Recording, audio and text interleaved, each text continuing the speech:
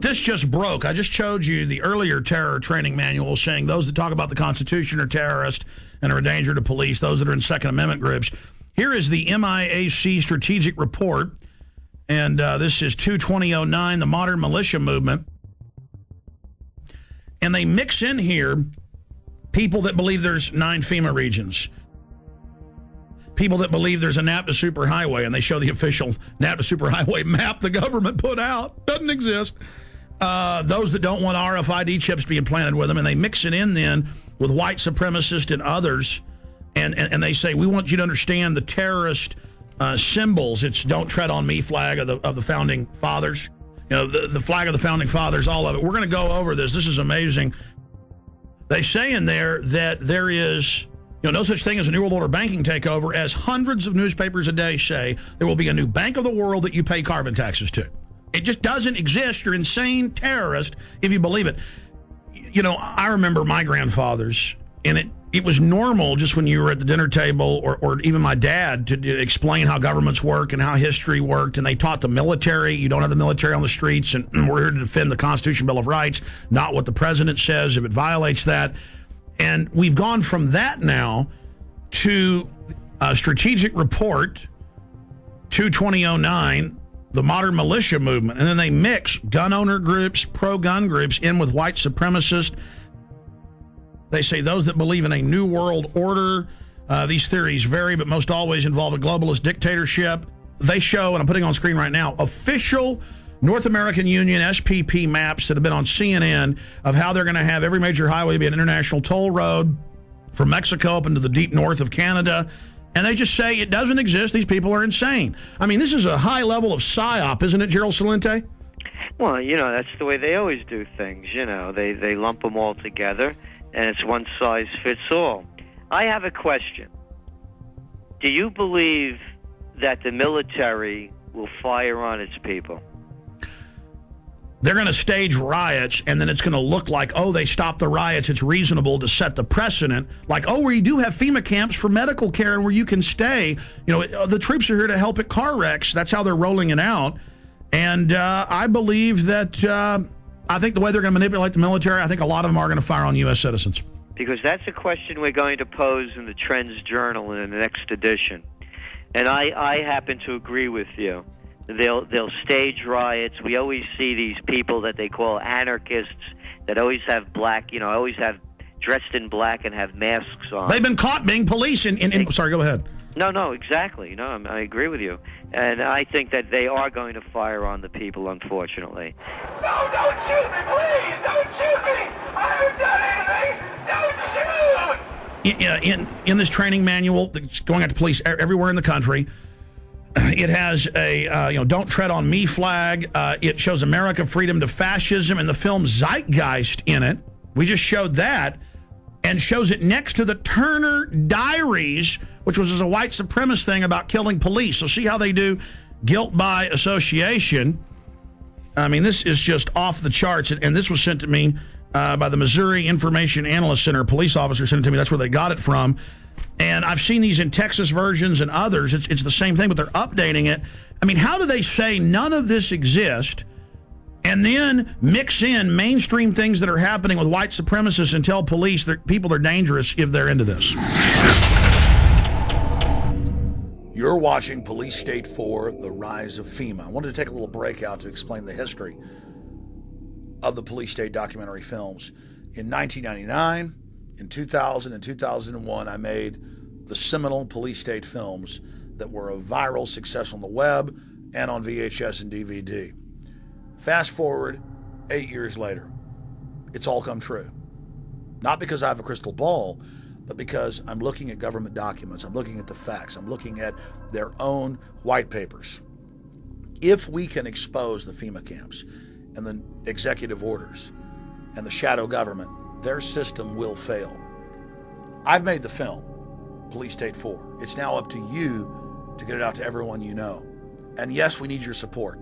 We offer and promote the fact that they're free on YouTube, Google, and thousands of other video sites. We put them out for free.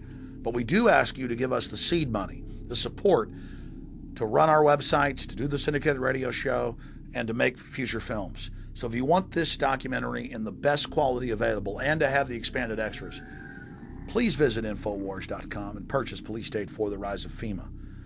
You can call toll-free 888-253-3139. You can visit Infowars.com or PrisonPlanet.com. If it hasn't been blocked in your country yet, many have. You can also write to us at Infowars, P.O. Box 19549, Austin, Texas 78760. PrisonPlanet.tv is a better tool than ever in the info war. Over 6 years of my radio and TV shows, all my films in super high quality, my book, Paul Watson's book, all there, 15 cents a day.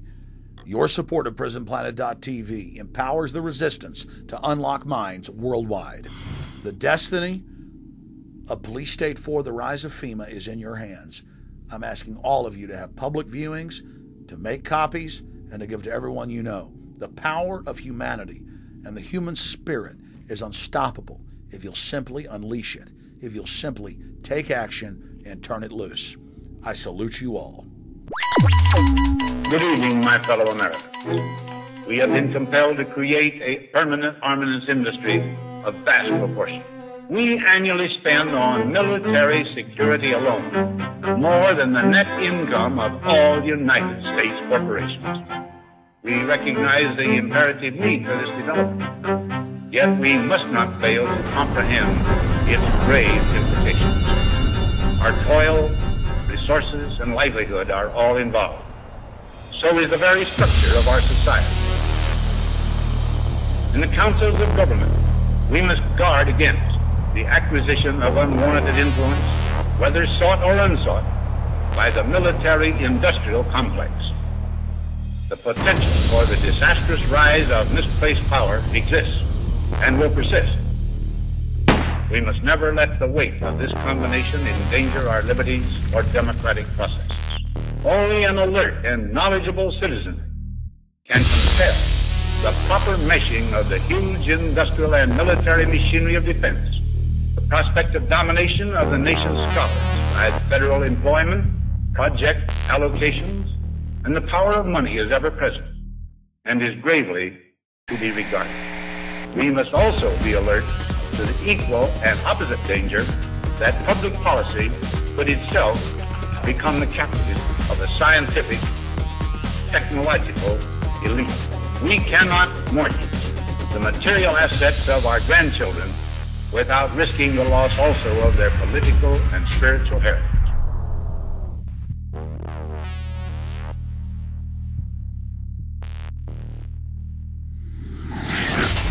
Well, I think terrorism is being practiced on the residents of the city of Oakland because many of the retired teachers, retired military people have informed me that they understand what's going on, and it is not anything that relates to humanitarian training whatsoever.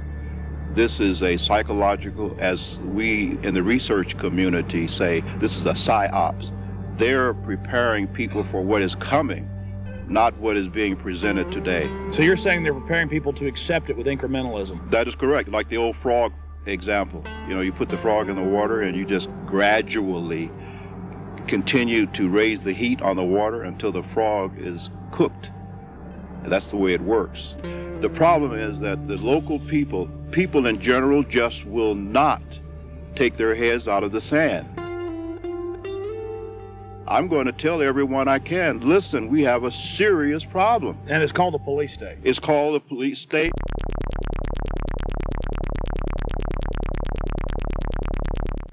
Let's go ahead and get to this. I mean, you want to see, you know, what goes with FEMA camps like a horse and carriage. Troops, militarized police, training with the Army to take over your cities and towns. Let's go ahead and play this YouTube clip, Martial Law is Coming, from News 7 at 11. The scenario was a fake, but the pepper spray and billy clubs used to break up this riot were definitely real. Good evening, I'm Miranda Stevens. Whether it's terrorism, riots, or any major disaster, local agencies will be the first to respond. That's why Roanoke City wants its disaster training to be as real as possible. Jeremy Butterfield has more. It's supposed to look like a riot, and the scene at William Fleming High School had all the elements. I'm one of the rioters that the guard and the police force had to take down and arrest, and did very successfully. In this scenario, everyone has a role to play. The rioters were ready to fight back as Roanoke Police, Roanoke Fire, local National Guard troops, and members of the Virginia Defense Force secured perimeters and moved in to make the arrests. Prior to 9/11, these organizations couldn't communicate and did not work together. They worked to support each other, but not together. And with the recent events of the last 3 to 5 years, we've become very good at working together, which is very important.